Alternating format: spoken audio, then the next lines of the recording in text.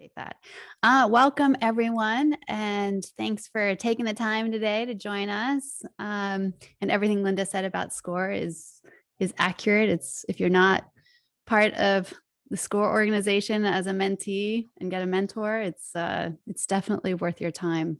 So I've really learned a lot from my mentor, and he's been a great support over the years, as have other mentors at SCORE. So thanks for that, and thanks for having me. So like Linda said, feel free to drop your information in the chat so you know who you are, what you do, and we will get started. So my name is Kirby. Like Linda said, I run a small boutique agency called The Sweet Core.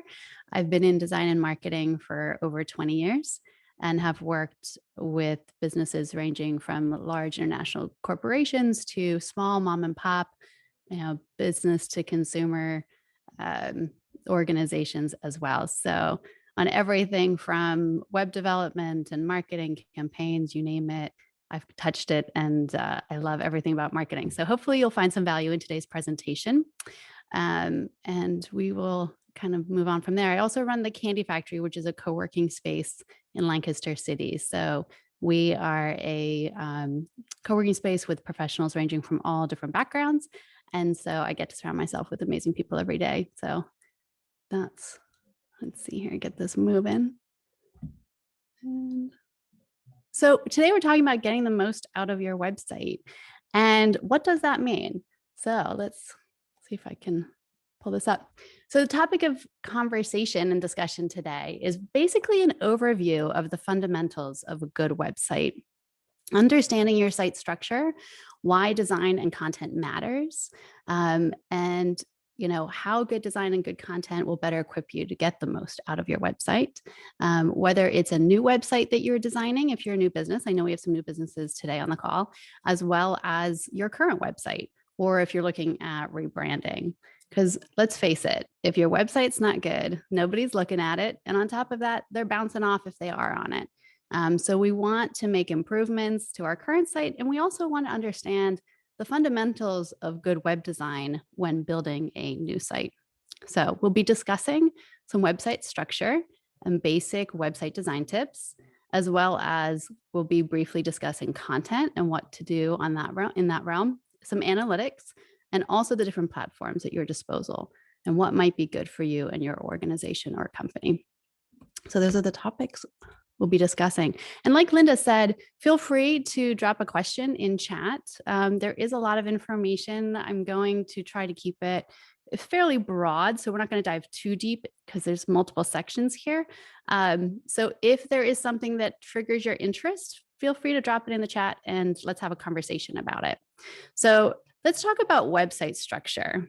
If you build it and they come, maybe they will, maybe they won't.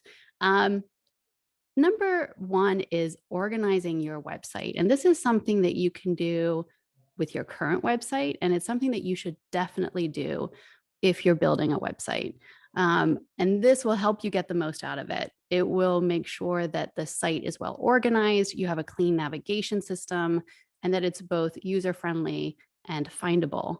And the reasons we really want to organize our sites is organizing and designing the site. It makes it easier, makes things go quicker.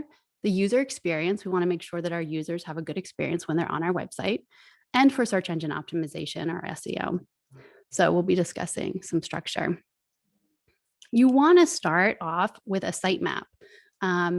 Starting with a map and mapping out your navigation using a site structure, a diagram, or site map. And this exercise, like I said, can be done with your current site as well. A lot of people don't fully understand how their site is built or website structure. If you are working with an agency or a company, this is a process they should be doing with you as you are either building a new site or rebranding, and or even with your current site. You should have an understanding of the structure. And that structure is your navigation system. So your homepage, your about page, your services, things like that. Getting a clear understanding of your site's purpose, the navigation, and the overall organization as well. So this is something that I always suggest. Sometimes stop building your site. If people, they just dive into the design, right? and they don't actually think of the structure.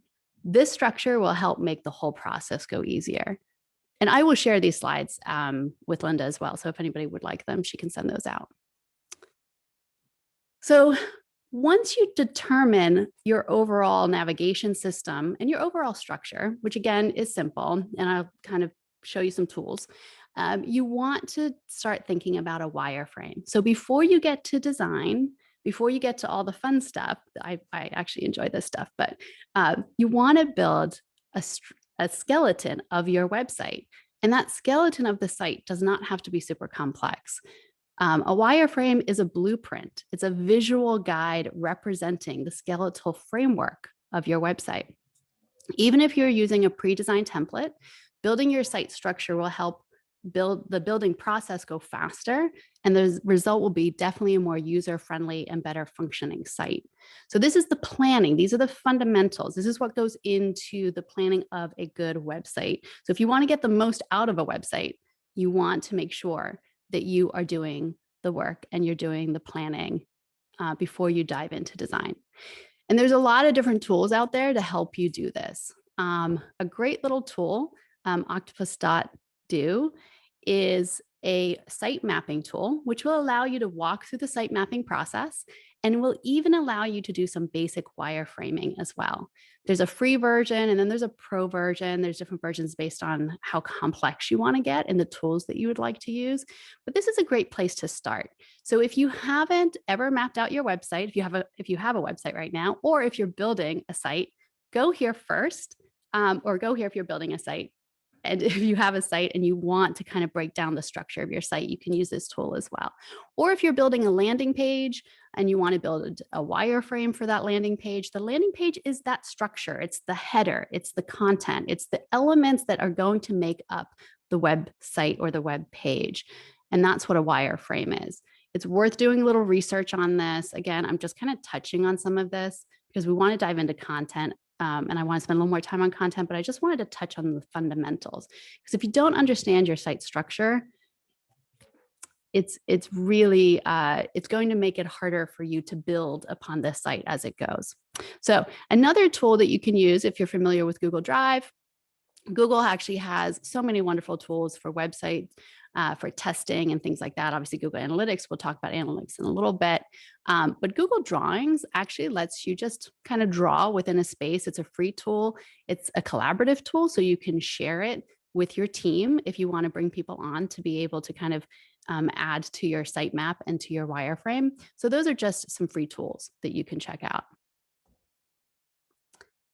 Design. So now you have your navigation system mapped out.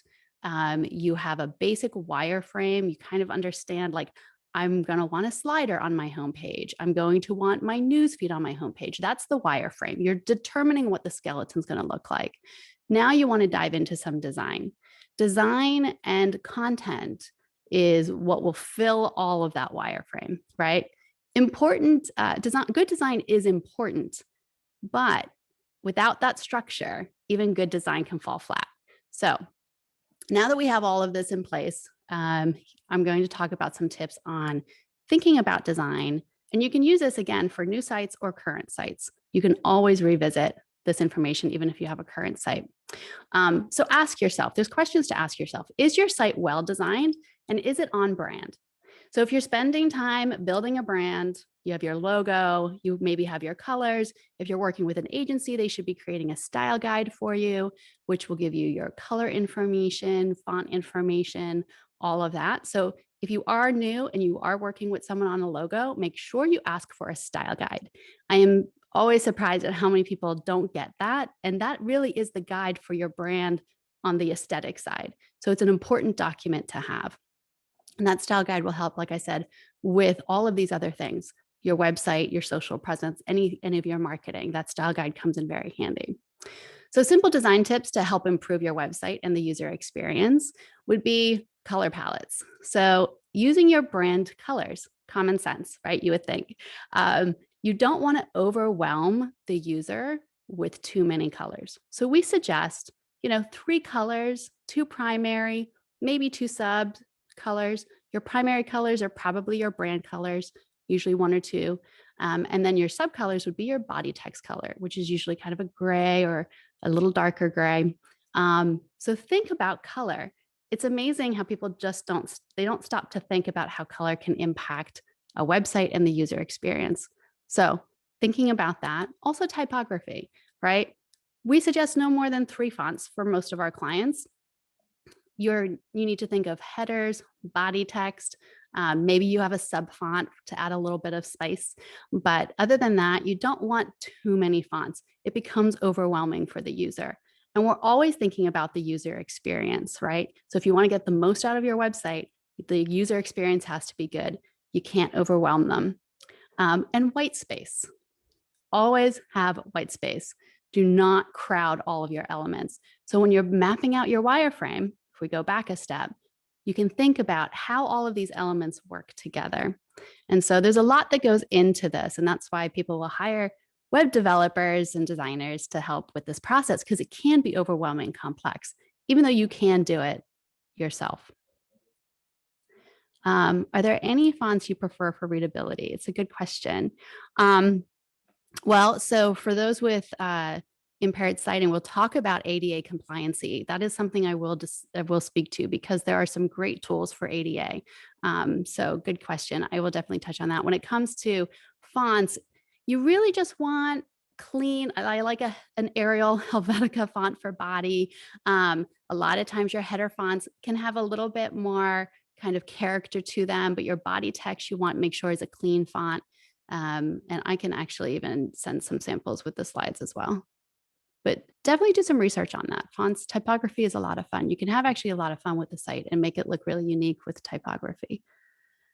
Okay, the next is quality images and illustrations. They're key to a well-designed site.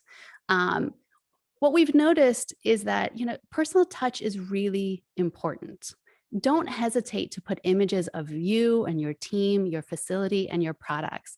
I am surprised at how many websites I go onto and I can't find out who's behind that site. Like, who is it? Who's the owner? Who? You might just have a basic contact form, but there's not much information. There's not even a phone number. Make it personal. People want to be able to see you. They want to be able to see the people that they're talking to. Oh yeah, sans serif would definitely, Bruno, thanks for that. It still holds true, yeah. So personal touch, don't hesitate to let people know who you are, especially if you're just a solo entrepreneur and you're the brand. I mean, put it out there, put yourself out there. Don't pretend to be something that you're not, especially if you're using like stock photography that does not represent you or your company. And that again is for new sites and for current sites. I mean, you'll go onto a lot of websites, you'll see stock, you won't see who the owner is. You want to build trust, and without a personal touch, you can't build that trust. So we suggest only use stock images when absolutely necessary and when other options are not available. So for example, one of my clients from New Jersey, they could not use images of their clients based on their nonprofit, based on the organization, the type of organization that they are, but they were very intentional in-house about the stock photography that they did select. So we had a whole team work on it. We made sure that the stock that was selected did still represent their organization as best as they could with stock. So, it takes a little bit of time. You just don't want to grab any image and run with it. But if you can add the personal touch and you don't need to use stock, I always highly recommend that. Stock images can be used for texture or abstract purposes, and I'll show you a little bit of that for headers or background text. So it's not that you can't use stock for other things. We just like stock with people and spaces. We do advise against that, but I'll show you an example. So an example of stock and not stock. So I run a co-working space, and it's a great facility downtown. If you haven't been here, I suggest to stop in. It's very cool. And here's an image of our space, which is not stock, which is showing someone in the facility.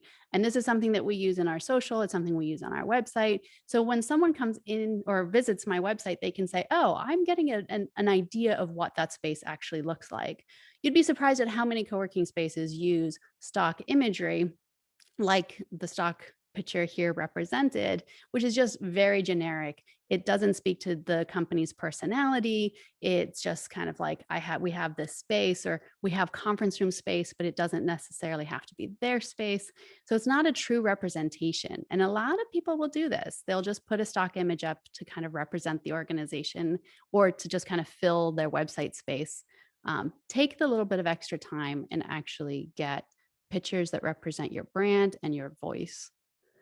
How stock can work as well on a site is using it, like I said, abstractly, or here we have different clubs in-house at the Candy Factory. And so this is stock imagery for marketing our clubs and some of the resources that we have. So you can see it's fun, it's bright, it's stock imagery, but it's used in a different kind of form and application. So that is appropriate.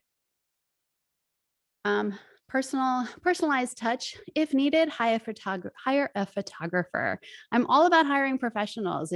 If you're spending your time, building a website instead of billing a client or putting your services out there, you need to take a look at what the return on investment of your time is.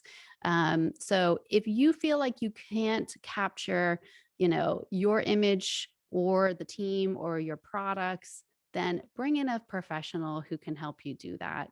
Um, because phone cameras are great, but for websites, it's great to have a good quality camera and good quality images to work with. If you do take your own images, we do suggest that all the images are sized for web. One of the key things when it comes to um, web optimization is speed, how fast your website loads. And if you want your website to work for you, you're definitely going to want it to load fast. So if you take pictures and you upload really large images and you don't name them properly, then you are going to have a slower site. And on top of that, just the image quality for web, high res images, while great, they look great.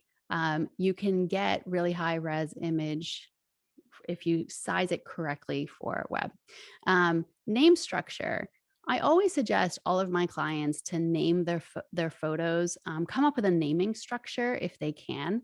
And then also to think about ADA. So you want to name the photo what it is. And I'll talk, like I said, about ADA and search here in a little bit. Ideas. You take all these photos, make an archive, put them in a Google Drive folder, share them with your team, and use those images on your social media for consistency. Start a Pinterest account and pin your images from your website. So you can use these images in so many different ways. So it's worth taking time to really select the best images and to get the images that really represent you and your brand. Some tools that you can use. So I love free tools, and I'm always sharing this information with my members here at the Candy Factory. I do some Canva workshops for them as well in-house, and I love Canva. As a professional graphic designer, I use all the Adobe suites, but I have to say for quick design and accessible design, Canva is an amazing tool, and it can do so much. It is so worth purchasing the pro version, which is like $11 a month or something, but there is a free version that lets you do a lot. Canva will make it so easy to make header images, videos, blog headers. They have stock imagery, stock video that you can use, stock graphics you can use. It really is a powerful tool. And in fact, I think it's probably, I would say, one of the most accessible design tools, browser-based design tools on the market at this point for just the average user. It's a really, really cool tool. Another one is Unsplash, which is a stock photography, royalty-free website. This is free imagery, but they do suggest that you give the photography credit. So if you do use any of the images from Unsplash, give the photographer a little love, but they have some absolutely gorgeous stock imagery, depending on how you're using it for marketing, or textures if you're using it for, header images or background images or things like that. So definitely worth taking a look at those tools. So content, we have our design, we have our structure, we really feel confident about how things are built, like the wireframe system. We know what colors we're using. We know our typography. We know generally like, okay, where things are going to be placed. And now we're diving into content. You want people to keep coming back for more. You do not want a stagnant website. We see so many, who do not have a clear message either. So that is one of my questions. If someone visits your site, will they know what you do right away? Is it clear at the top of that website what you do? You don't want to make it vague. You want to make it really clear. On the Candy Factory, we have the minute you come on the site, we're a co-working and social club for everyone. Schedule a tour. We tell exactly what we are, and we have a call to action right away. So content shapes the design and helps people come back, and it enhances your SEO. So an effective website engages your visitors while providing the information they are seeking. Good content keeps people coming back and encourages them to act. So you want action, call to actions on the site, and plays a role, obviously, in your SEO. So some tips on content. You want to be clear. Say what you do up front and what problems you solve. So you're providing a service. What problem are you solving? Let people know up front. Your call to actions should be active and not generic. So for example, we say schedule a tour. We're telling someone exactly what they should do versus just click here. Click here, learn more. They're used. We all use them, but they're fairly generic. You want to give people clear direction. You can even challenge them. So, want to save yourself from isolation? Schedule a tour. That would be something that we would do as a challenge. So, those call to actions, you can be creative. Like a dentist could say, you want a brighter smile? Schedule your whitening today. Click here to schedule your whitening. Things like that. You're challenging, you're directing. And those call to actions should be up front and center. We do say if you're doing more of like a challenge call to action, that could be usually down lower, maybe in the footer. You always want to be testing and tweaking your copy to help increase your conversion rate. So that would be, you're testing things. Copy isn't it's always evolving, so it shouldn't be stagnant. You will look at your analytics, which we'll talk about in a little bit, and you'll see, are people using the site the way you want them to use it? Maybe not. Always test and tweak copy. Again, hiring a writer or a copy editor to help you with this process is always worth its weight in gold. They will help you dissect the copy. They will help you get your message across more efficiently, and it saves you time at the end of the day. So copy is key. Make sure your contact information is easy to find. I'm really surprised at how many times I come onto a site and I'm like, I just want to contact this person. And where is their contact information? Or it's just a blank form, like I said, and there's no email or no phone number, or there's no identity behind the site. It's really important to have that contact information front and center. I had a client who thought people were coming to their site for one reason, and that ended up, after we looked at their analytics, to be wrong, that most people were coming to their site for contact information. So we retooled their website so that that information was super easy to find.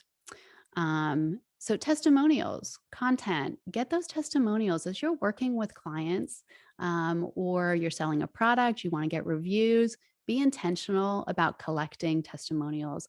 Don't be afraid to ask, or encourage your customers to give you testimonials, and put those front and center as well. Because again, we're bringing that personal touch. We want people to feel like they understand you, they know you, and that people who have used your services trust you as well. Adding fresh content is really, really key. If you want your site to work for you, you can't let it just become kind of a dead site, is what we call it, where that information is not being updated. You're not sharing information or news. We spend so much time on social media. We spend so much time scheduling out all of that social content, and yet you can't control social like you can control your website. Your website should be where you put a lot of attention, and then kind of like octopus legs, right? You're just like, the body is your website, and all the legs are the tools, the other platforms that you're sharing information out. Your website should not be neglected. Make it a top priority, and spend a little bit of time that you're spending on social to keep your website up to date. For example, have you changed your hours if you're a brick and mortar facility? Did you change your website hours? Make sure you change them on all the platforms. Do you have new products? You might be highlighting that on Facebook, but is it on your website as well? If you're a restaurant, do you have a new menu? Make sure that new menu is updated. So, and don't forget about your footer. The footer of a website is a great place for call to actions, for contact information, for, you know, access, links to your social, that kind of thing. It's great real estate that tends to be forgotten about. So building a robust footer, someone scrolls down to the end of the site, a quick way to get back to the top. But if they're at the footer, they should be able to access other information quickly as well. Video. So, as we all know, especially with COVID, video is king. It is where it's at. So, you want to spend some time and energy figuring out what video makes sense for your website. Creating video for your marketing is increasingly important, and it doesn't have to be overly complex. Again, a lot of phones take really good video now. What I suggest is if you are going to do any video, just use a mic. Use a lav mic, like a little lapel mic. They're cheap and easy. You can buy them really quickly online, sometimes for like 10, $20. It is worth its weight in gold because you want your audio to sound good. So a quick little video with good audio is great and easy to do and doesn't have to be overly sophisticated. And you can put that video on your website. What we suggest is you upload it to YouTube. So if you don't have a YouTube account, upload it to YouTube and then embed the video from YouTube. You can upload, depending on the platform that you're on, you can upload shorter videos to your website, but it does potentially slow your site down. That's why we usually embed it from somewhere else. There's other tools. You don't have to use YouTube. There's other video. Vimeo is another popular video platform that you can upload videos to, and you can control Vimeo probably a little bit more so than YouTube, but embedding from those sources. And then they're also searchable on those networks as well. So think about video. Think, how can you use video? So you can use video as a slider background for texture or some visual interest. Add video testimonials. If you are asking for a testimonial, if someone feels comfortable giving it a quick, they can do it with their phone themselves, or you can sit down with them and use a proper mic and actually get a really good quality testimonial. Testimonials are fantastic, especially video testimonials. You can do tours of your facility. You can showcase your products or services. Think about how you can use video, but make sure you're not just posting it to social, that you're adding this video to your website.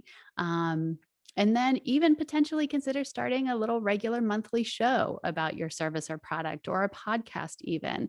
So a video cast, like there's so much that can be done. A really cool streaming video system is StreamYard. We use it in-house here in our media studio. Super easy to use if you're doing video interviews, and you can brand it. So thinking about how you can use video to help promote what you're doing and make sure you're adding it to your website. So some content and video tools that I suggest. Video, Canva, again, is great. You can actually take your video, upload it to Canva, and actually create some really dynamic little videos that you can use across all your platforms, definitely on your website. For grammar, for content, Grammarly is another free tool. Worth, again, paying sometimes for these, the monthly fee for the pro tools, like the upgrade. But Grammarly is amazing. It will help edit your content. It will give you sentence structure suggestions. It will check your grammar, punctuation. It will check your tone of voice. So do you want a friendly tone with your content, or do you want a more knowledgeable tone? It will actually rate the tone of your content for you. Also, how long does it take to read? And it will just make suggestions as it gets familiar with your writing style. It's a great, great tool. Again, there's a free version, so definitely check that out. Especially for those who are not, let's say, like, I'm not a great writer. Put it in something like Grammarly and it'll help you kind of navigate some of the structure. And then if you really want to dive into content tools, content calendars, blogging, um, HubSpot is such a fantastic resource. There's so many wonderful articles, and they also give you a ton of free tools. So, like I said, content calendars. If you're building out a structure for your or a plan for your content, and that includes content that you're putting on your website and putting on social media, HubSpot will give you free spreadsheets that you can use to kind of map stuff out. It will also give you just a wealth of knowledge. There's so much good information on HubSpot. Um, Talking about video real quick is I'm going to kind of like just play here. I think if I can. Example of like video that we have gotten, let's say our video, and then stock video that can be used for different things. So I'll just kind of play this real quick. I don't know if you can. So this is drone footage that we captured.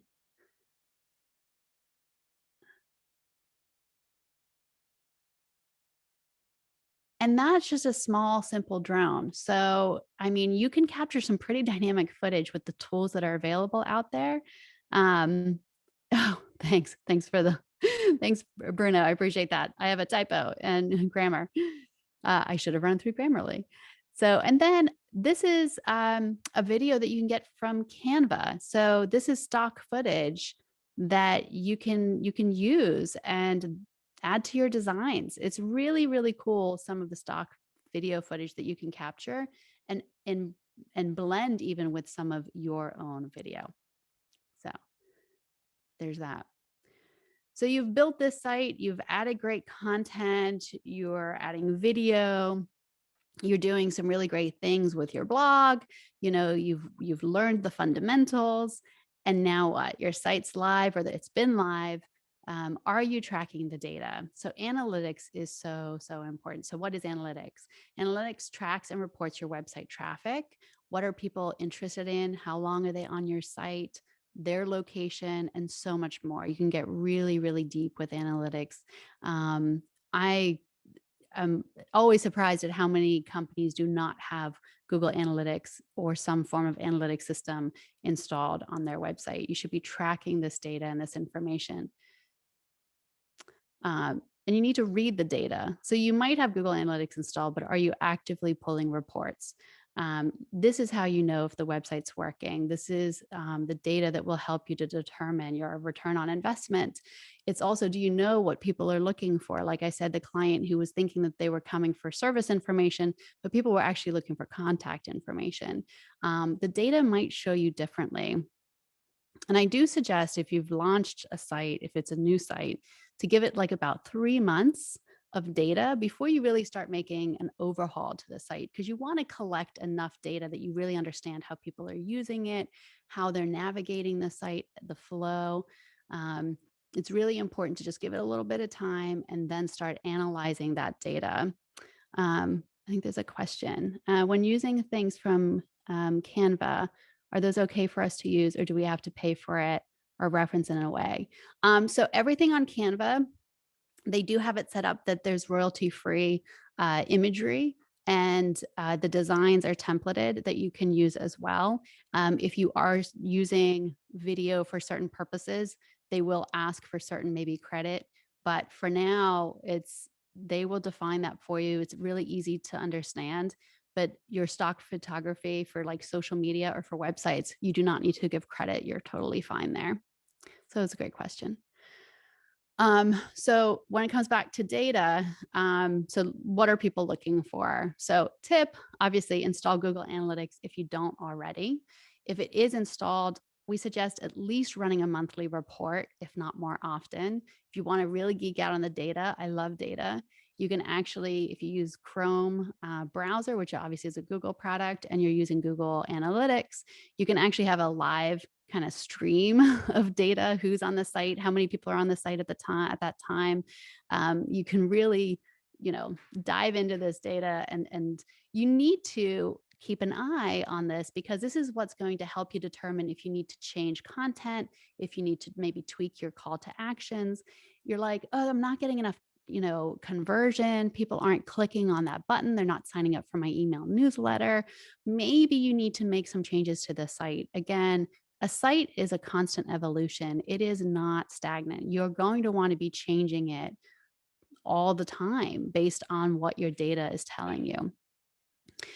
You can deep dive if you, like I said, if you want to geek out on data, you really can.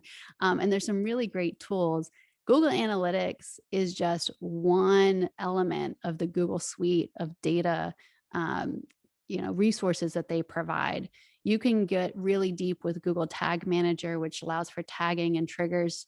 And that you can then merge with your analytics. It gets really heady, but there's ways that you can collect a ton of data through analytics, through some of the different Google resources that are out there. So definitely do your research on data. Another great little tool is Lucky Orange, and I've used this for clients. It is a paid tool, but it is definitely worth the monthly fee if you want to dive deeper into how people are using your website. This is one resource. There's so many out there. So obviously this isn't the only resource out there, but Lucky Orange will let you really kind of see who is on the site. For example, if you're working with bigger companies, larger organizations tend to have static IPs, and that static IP is then readable by the analytics system. And so if you're saying, I'm targeting people who work at Starbucks, right? I'm targeting executives that work at Starbucks, and just came to mind. Um, Lucky Orange will actually tell you if someone from Starbucks is on your website, because Starbucks has a static IP. Everyone who has work like like an executive who has a Starbucks laptop or uses the Starbucks, Wi-Fi, or has a Starbucks email, will most likely it'll be able to determine that that is an employee of Starbucks or another big company or organization. You're not going to be able to find that for everyone, but you can get really detailed. You can also there's heat maps. So heat mapping allows you to actually see how much time someone is spending in certain areas of the site, where the most clicks are, things like that. You can actually, on Lucky Orange, they'll record, it's a little big brother, but they'll actually record someone, like the user experience. And so if someone comes onto the site, it will actually show you, you can see a live recording if someone's on the site live, or you can see a recorded or a live view or a recorded view of how someone navigated, let's say, your homepage.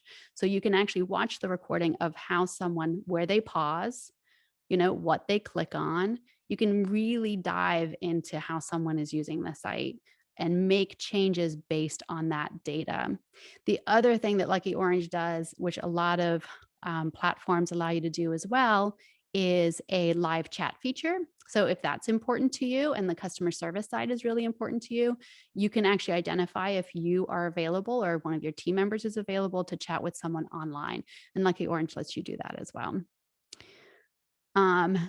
Bruno, do these tools provide a template for legal disclaimers? I imagine you need to tell the user you'll be recorded, but don't panic. It's okay.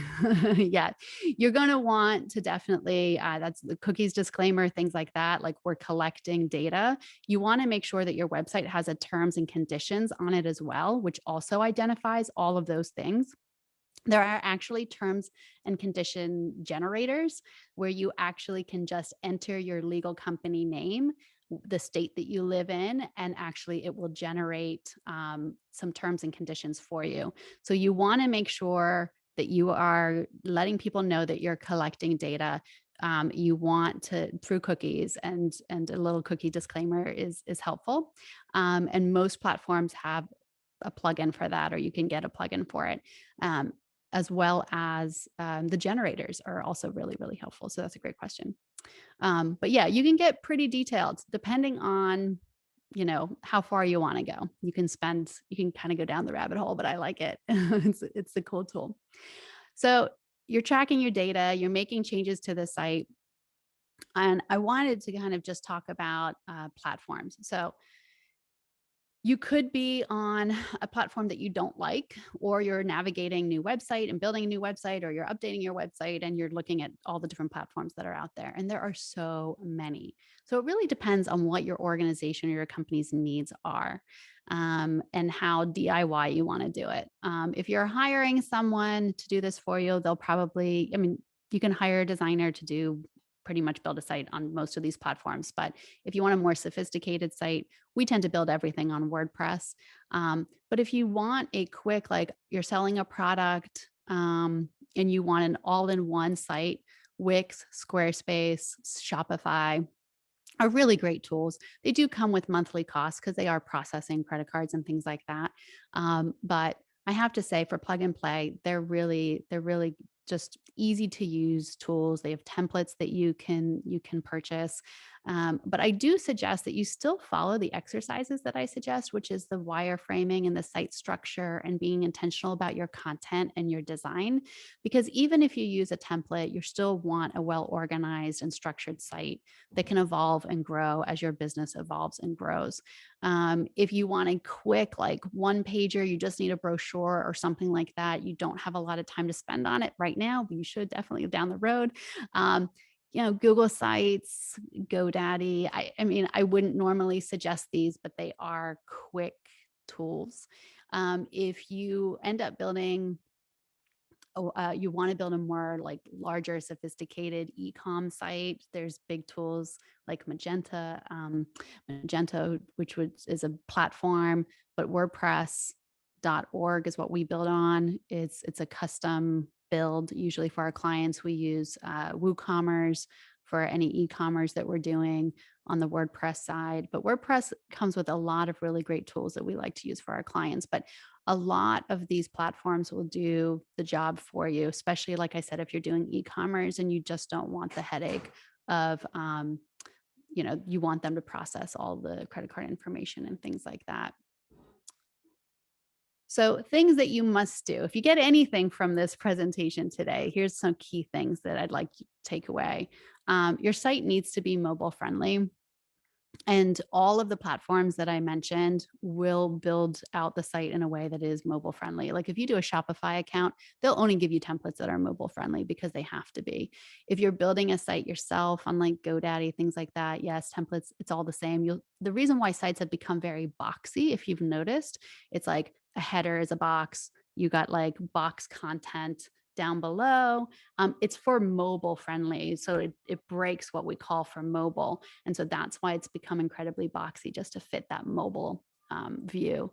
And you want to test your site's mobile, if it's mobile friendly. And Google actually has a really great tool. Google has a ton of resources that you can use for free. And you can actually put a URL of a website into this Google test mobile test, and it will actually rate the site and how well it does on mobile. And it'll give you some suggestions on how you can improve it as well. ADA compliance is really important, and a lot of people forget about this. There's a really great tool called UserWay. There is a free version, and UserWay works with most platforms. It works with Shopify, all of them, WordPress. It works great with WordPress. And what UserWay allows people to do is if someone is hearing impaired or visually impaired, they can actually have the site be read to them through UserWay.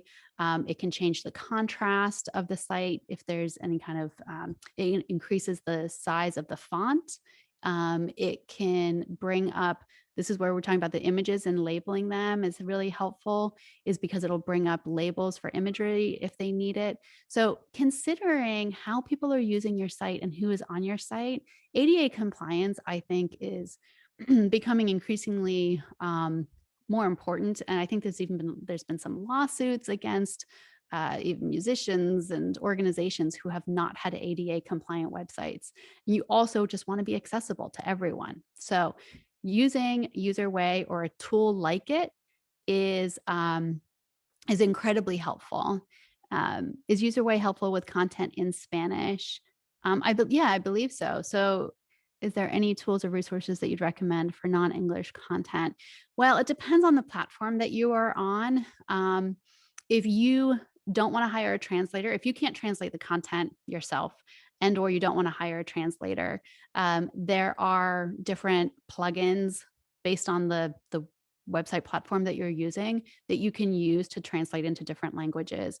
I do suggest, depending on, your audience, it would probably be worth hiring a translator to make sure that the translation is accurate. Again, putting the time and energy into that site based on your audience, it's definitely worth the investment. And then you can have different plugins that allow you to toggle from English to Spanish or whatever language you're looking to translate to. So depending on the platform, do a little research on it, but there's definitely tools out there.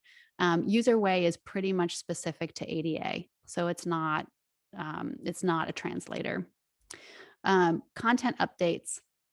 Explore writing. It's fun and you understand your business, your industry, your products. So write about it and have fun. It does not have to be these really lengthy, 1,000 words, a couple hundred words, just to kind of get the juices flowing, talk about what you love to do, put that out there. Don't just put it out on social media. Again, a lot of social media posts can be really good, like blog posts. So take that content, rework it for your website. You're already creating it for the different networks. So why not have it on your website? Most all those platforms offer like a news feed or blog feed. Don't be afraid of the term blog. So blog can just be updates, happenings, events. It doesn't have to be like a traditional blog where you're commenting or having to, there's a whole blog culture. You don't have to dive into that. It can be just happenings that are going on in your organization. It's great for SEO. So write if you can, or hire someone to write for you. And add media. Like I said, don't hesitate to just, take pictures, collect images of you and your team and your products. Like just make it you, make it about your business, what you love, have that personalized touch. You want to build trust. If someone comes onto the website, they see you're an authority in what you do, that you're passionate about what you do, or have that, like we on the Candy Factory, we're promoting our space, right? So like it's all about the members, it's member profiles, it's the facility itself, it's the resources that we provide. Like we're putting all of that out there. And it's all great searchable content as well. So those are all really key. So user friendly, think about your user. Look at all the different free tools that are available at your disposal, like the Canvas, the Grammarly's, the Unsplash. There's so many wonderful things out there. You don't need to spend a ton of money to start building that structure. And have fun. Make your website. This is the real estate, like I said, that you can control. Make it your home base. Make it a top priority and let everything else kind of feed from there. And then keep an eye on those analytics because you want the site to constantly evolve as you and your organization or business evolves. And it'll only do that if you're actually keeping an eye on how people are using the site. You want to make that user experience the best it possibly can be. And if you do that, people will keep coming back. You'll get more traffic and it will just work for you. So I'm going to turn it over to questions. Hopefully you found that information valuable. I know there's a ton there, but I think the key things, like I said, if you just do the things that are on this screen here, you've really advanced your website and just keep an eye and really pay attention to how people are using your website. Any questions? I know it's a lot that I just ran through really quickly. And I have a question for you. Yeah, great. Hey, Rebecca. Hey, Rebecca. How's it going? It's good. Thank you so much. This is so much helpful information. I love this. Great. Is there an analytics tool that can be used that is free? Or is everything a paid tool? Google Analytics is free. Oh, perfect. And is it something that is downloaded specifically to the website or you just... It depends on what your site is built on. If it's built on WordPress, we use a tool called Monster Insights that allows you to connect your Google Analytics really, really easily to your website. I'm not as familiar with some of like the Shopify's, but I believe they have they all have integrations so that you can easily sync your Google Analytics to your website. I mean, it's become so textbook that that they make it simple. So I would take a look. What website platform are you on? So my campaign website is specifically what I'm talking about, and that I have done through GoDaddy, actually. Okay. So yeah, GoDaddy would have an integration. I can see if I can find what that looks like and send it to you too. But if you Google it, just like integrating Google Analytics to my GoDaddy site, it'll Okay. 10 million resources will come up. But yeah, Google is free and so worth it. But you do need a Gmail account. Yep, got that. Yeah, perfect. Yeah, then you're good. You can access it. Use that Gmail account to set up your Google Analytics. Perfect. Yeah. Thank you. Yeah, you're welcome. I have a question, if I may. Yeah, sure. Thanks for finding my typo. I appreciate it. I really tried doing it as a direct message, so not to put you on the spot. Oh, fine. No problem. No problem. It's not a big deal. Sorry, I'm annoying like that. So first of all, thank you very much for the information. It was fantastic, even though all my clients decided to call in the middle of the presentation. Oh. I still found that it was fantastic. Good, good. One thing that I was going to ask is there any way that we could, like, whoever is comfortable with it, like sharing contact information? Because I'm thinking like what you mentioned, that depending on the platform, depending on the audience, different experiences and different tools are available. So, for example, I saw that there were like a couple of language services companies, for example, that would align with some of the things that I do. And it might be helpful to know, like, this is a fantastic platform for, I don't know, like selling things, but not these services. Yeah. So, is there any way we can create like any sort of, I don't know, like a little contact list or something like that? Yeah, Linda, I don't see why, would it be okay if people put their contact information in chat and we could pull that information as well? Like, yeah, I would say even just for my own benefit, write what your specialty is and your contact information. It'd be great to have. Yeah, I think if people want to, if they're comfortable with that, you can put it in the chat and I will capture that. Also on this slide, you can see Anne's email address here if you want to just share your contact information with her directly. Yeah, feel free to definitely connect with me. But it's obviously it's your choice. It's a totally an opt-in thing. So we will not collect your information to share with each other. Good disclaimer, Linda. Well, I'm a compliance person at heart. What can I say? Right. No, I think that's smart. It's very smart. Great. Yay, Rebecca. Excellent. Yeah, there's so much out there, right? There's just so many tools and it is a little overwhelming. These are just some tools that I tend to use. But again, they might not fit your specific needs. You might need to do a little research on tools that might best fit what you're looking to do. But I have found across the board, they will come in handy. Again, some of the key ones that I use probably every day is Canva, Grammarly. And like I said, Canva does not replace good designers, and Grammarly doesn't replace a good writer. And, your iPhone doesn't replace a good photographer. Like, it is worth investing in professionals.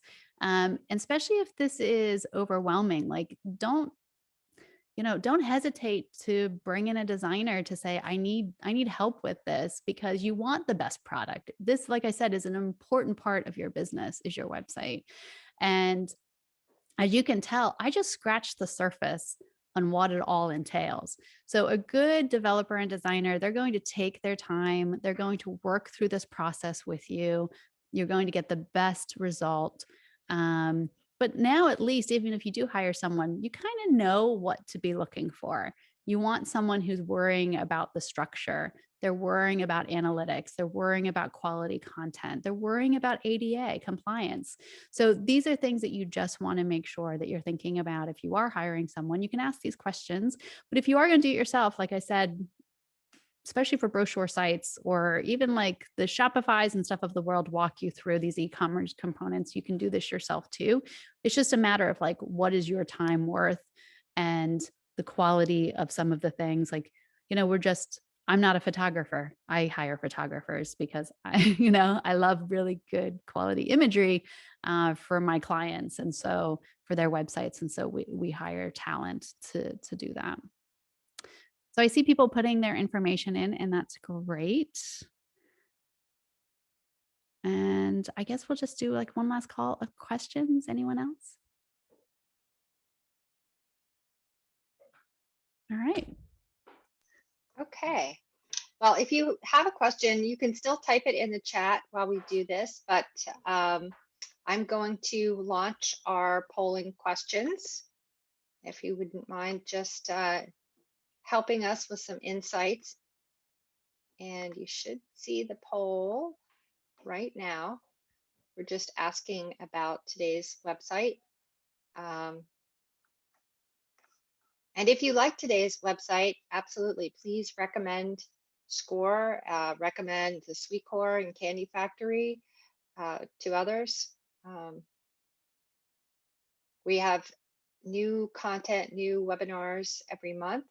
You can find out more at SCORE's website. And again, at Anne's different sites, which I'm sure are very well done, Anne.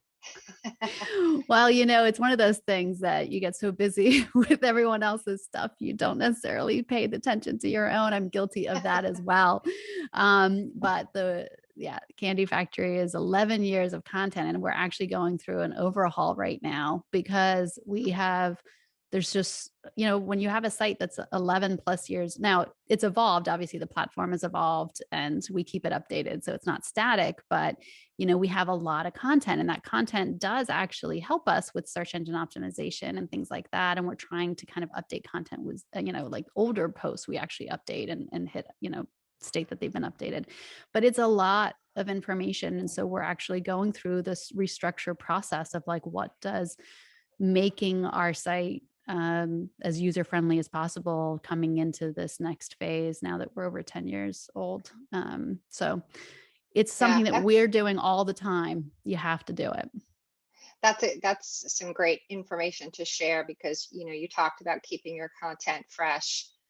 And I don't know if there is what you would consider a standard rule of thumb that, I like to take a look at it, a deep dive once a year, or well, obviously posting is more often than that. Yeah. I mean, I would say to clients, if you can post at least once a month with fresh content, you should be at least kind of reviewing the site, making sure it's updated at least once a month. I do suggest, if you can do more, if you can do weekly, that's great.